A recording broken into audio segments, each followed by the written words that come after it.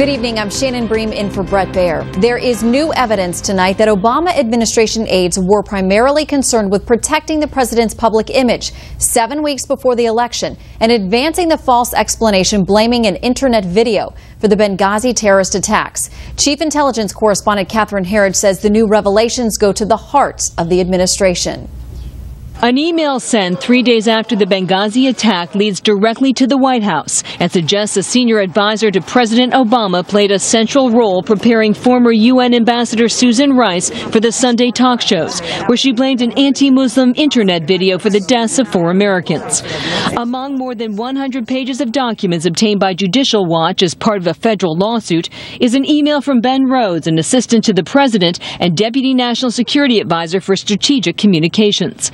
With the subject line, "Prep Call with Susan," Rhodes writes to a dozen members of the administration's inner circle, including key players on the White House communications team, such as spokesman Jay Carney, that one of the goals is, quote, to underscore that these protests are rooted in an internet video and not a broader failure of policy.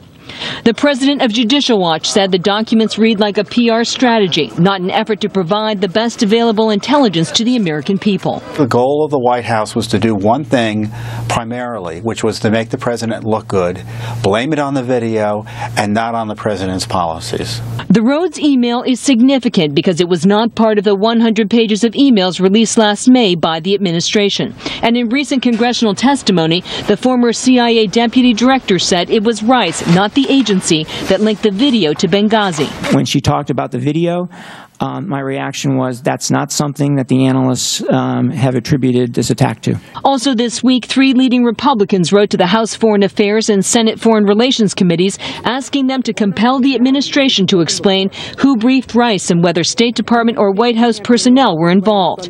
On the new White House email, if this is not a smoking gun, proving beyond any doubt that the story told by the administration about Benghazi was politically motivated and fabricated, nothing will ever prove that. Even before the Rhodes email was sent, U.S. personnel on the ground in Libya were reporting a terrorist assault with no mention of the video or a demonstration. In a recent interview, Rice said she had no regrets about her Sunday show appearances, which greatly diminished her chances of becoming Secretary of State. That information turned out in some respects not to be 100% correct. But the notion that somehow I or anybody else in the administration misled the American people is patently false, and I think that that's been amply demonstrated. A National Security Council spokesperson downplayed the Rhodes email, quote, the content reflects what the administration was saying at the time and what we understood to be the facts at the time.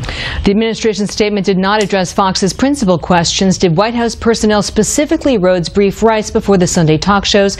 And what intelligence did the president's advisor rely on when he linked the video to Benghazi, Shannon? And all of your research begs the question now, what else is there that we don't know about and we haven't seen? One of the allegations we heard today is that these documents were provided to one of the oversight committees on Capitol Hill, but they were so fully redacted they couldn't tell what the message was in those emails. It took the courts in a federal lawsuit to fully release that email to Judicial Watch. Thank you, Catherine.